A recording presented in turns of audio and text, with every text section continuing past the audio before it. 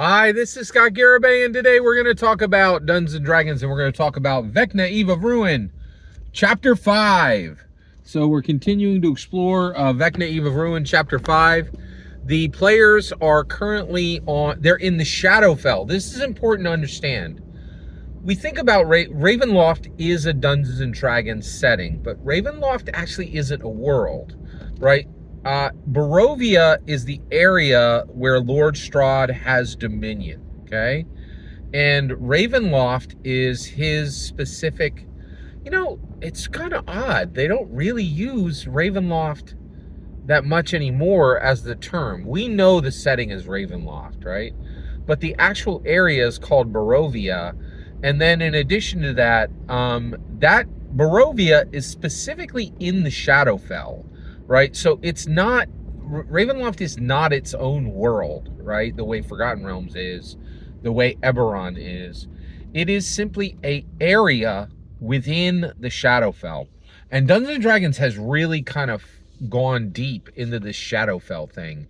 So the Shadowfell, I think the best way to understand the Shadowfell is like, think about Lord of the Rings and think of the perfect, like, never-ending green space that that the elves go to. The Shadowfell is like the dark Fey realm, right? It's like the opposite of what Gandalf and Bilbo and like Arwen's dad was trying to get her to go to, right? It's the opposite of that. It's pretty interesting. Also, frankly, it's really brought forward a lot of great stories. I really liked how the Shadowfell played out in Wild Beyond the Witchlight. By the way, man, over the years, have you guys noticed this? Wild Beyond the Witchlight has turned out to be a pure sleeper, right? The Pinto in the Shed with the 305, man, that thing kicks. That is a great book and just seems to get better every day. And also really, I think, should be credited for the return of all this 1983 Saturday morning cartoon stuff. It's so great to be having, it's how amazing is it that, Sheila and Bobby, Hank and Eric, Presto and Diane are kicking it. Don't forget Uni, are kicking it on the cover, like are kicking it in the on the cover, right? Venger, like he's got the DMG, right?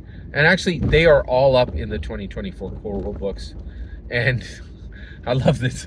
I really think it's going to be really interesting. I think a lot of OSR and indie people are going to be buying the 2024 core rule books, and I'll tell you right now, you best get into work on figuring out how you're going to get it, because it is not. I'm predicting. I think those things are going to fly off the shelves.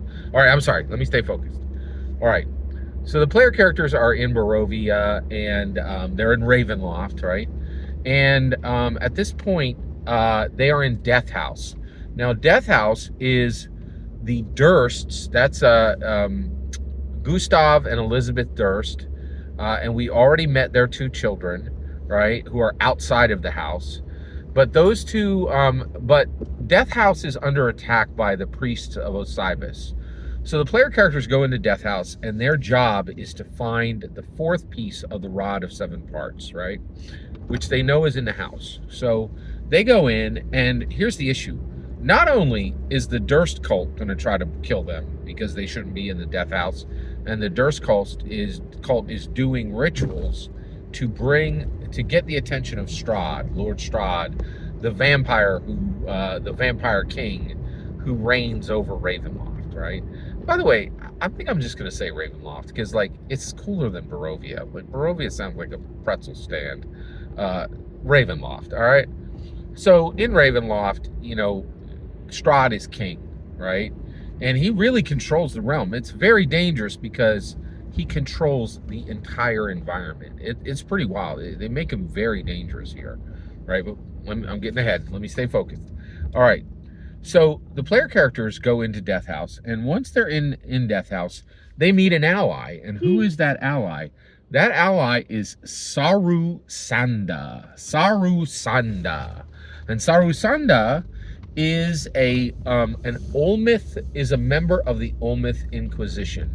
And the Olmeth Inquisition is specifically a group that fights against Strahd, right? So they meet her. She is a an African American female, okay, like an African American woman, right? Now, why take the time to even say that?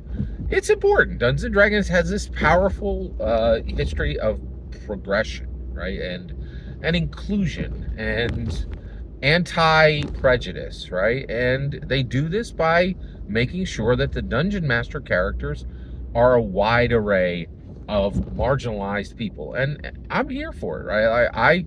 And also, Dungeons and Dragons is a mirror to ourselves. If you're not here for it, you're a terrible person. Like, and the reason you're running off to these games that don't have representation and don't have inclusion is because you're lawful evil, or you're neutral evil, or you're chaotic evil. And Dungeons and Dragons is challenging you to shift your alignment, right? It's not okay for you to be evil, but there is redemption. That's what I'm saying, right? If you're playing some game because you don't like all the inclusion in Dungeons and Dragons, you're a horrible person and you need to get better. And why would I even take the time to say that here? A bunch of terrible people listen to my channel. Tons of you are wonderful, but I get some straight monster humans listening to my channel. Now, I think I do know why that is. I got a little bent myself as far as like, I feel like, yeah, actually, I'm a horrible, horrible person. The only redemption I have comes through Jesus Christ. And like the things I do good is because I want to honor the gift that Jesus Christ has given me. And so I think sometimes when I get all these horrible monster humans who end up on this channel, they realize that they're broken just like me. The only difference between me and them is I'm saved by Jesus Christ, and there's a redemption arc. There's a sanctification of my life that's happening. And I will say, the reason why I'm talking about this is we are talking about some super evil stuff.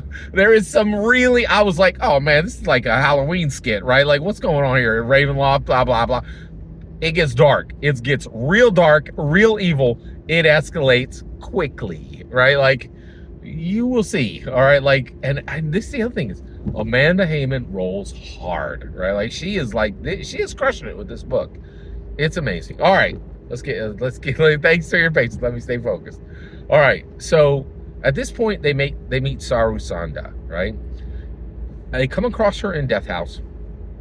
She's doing the same thing she is. She's doing the same thing that they're doing. She's trying to get the Rod of Seven Parts. And she doesn't care about keeping the Rod of Seven Parts. She doesn't care who gets the Rod of Seven Parts. She just wants to make sure that nobody associated with Strahd gets the Rod of Seven Parts. And the Death House cult they worship Strahd, right? So she wants to stop this. Dun, dun, dun. What's her secret, right? Like, this whole book is filled with these secrets, which I love this mechanic, right? So Saru Sanda's secret is that she is specifically the daughter of one of the priests of Osybus. The priests of Osybus are like hecka evil cultists who are more powerful, more dedicated, and more evil than this little Death House cult, right? And they've come here to get the Rod of Seven Beasts because they're like, oh, you little tiny little cult faction right here, man, you guys don't know what you're doing. Let us take this artifact from you. We'll get some real evil done with it, right? So, but Saru Sanda, her father, his name is Galeus, and he is actually a priest of Osybus. And her secret is that she had an opportunity with the Olmeth Inquisition to actually put him under, right? Like to arrest him, right? Or to even kill him for his evil actions, because she caught him in a ritual and she didn't do it because it's her dad, right? So that's her secret, right? Pretty good secret. And so she can help the player characters. She can come in at any time if they're really jammed up, or if one of them's going to fail. The Dungeon Master has this great character that can help the player characters in a timely manner. And this is helpful because there's some dangerous stuff happening at this point, right? So Death House has a bunch of, like, you know, traditional Halloween type monsters, things that are within the theme of Ravenloft. But at this point, they get to Saru. They encounter Saru Sanda, And then they continue to go through the death house, right? And what they find, they find it, right? They find the cultists doing the dark ritual. Now, what is the dark ritual? So Gustav and Elizabeth are working on their little cult, are working on their cult ritual. What is their cult ritual? Well, their children, I think it was Dust and I can't remember the two names of their children, but Gustav and Elizabeth sent their children outside of the house while they were doing this ritual. This ritual is super dark. And Gustav and Elizabeth straight murdered their nursemaid, the woman who took care of their children. Her name was Brigida. They killed her, and guess how they killed her? They stabbed her straight up in her heart with the fourth piece of the rod of 7 parts. So even if you get the rod of 7 parts for Vecna, Eve of Ruin, your fourth piece is bathed in the blood of a nursemaid, right? Like, that's dark, man. Also, human sacrifice for Lord von Strahd? Wow, right? This book has a human sacrifice straight up in it. That's already happened. The ritual is simply giving Lord Strahd the corpse. So you're dealing with cultists who did a human sacrifice for Lord von Strahd, right? That's pretty good. That's pretty good. Like that, like you're like, oh wait, this guy's a little more than a spirit adventure, a dude in a spirit adventure costume. Yeah, this is Lord von Strahd. People straight killing people and sacrificing their corpse to him to just to get him into his time. Like, wow, it was dark, right? So at this point, the player characters encounter Gustav and Elizabeth. And at this point, too, they're encountering members of the Priests of Osybus. They're encountering wolves. They're encountering a reckless... What is the name of that thing? It's like, I think it's a monster that's specific to this book. It's like a reckless annihilator? Something like that. And so there's lots of different things that they're finding. And finally, the player characters actually get to Brigida's corpse.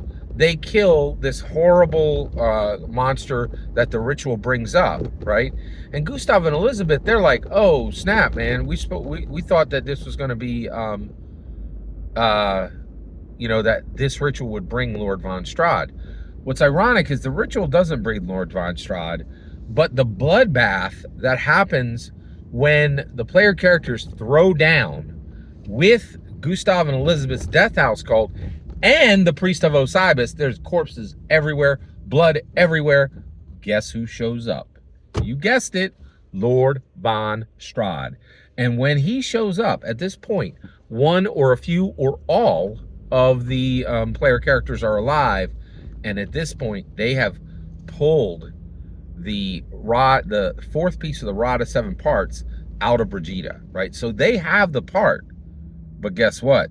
They ain't going nowhere. Lord von Strahd shows up and throws down. And we'll talk about that in the next video.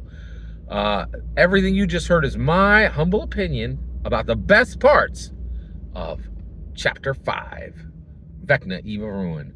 The important part is when I hear your humble opinion. What do you think of Vecna, Eve of Ruin? What do you think of Sarusanda?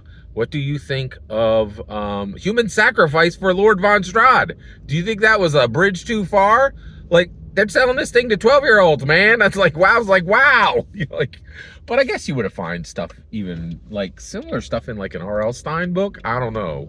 Actually, if you ain't seen that Goosebumps series on Disney, get yourself over there. That thing is a banger. Every single word you just heard is my humble opinion. Let me hear yours. Let me know in the comments below. Please consider liking, subscribing, and have a fetch millennium.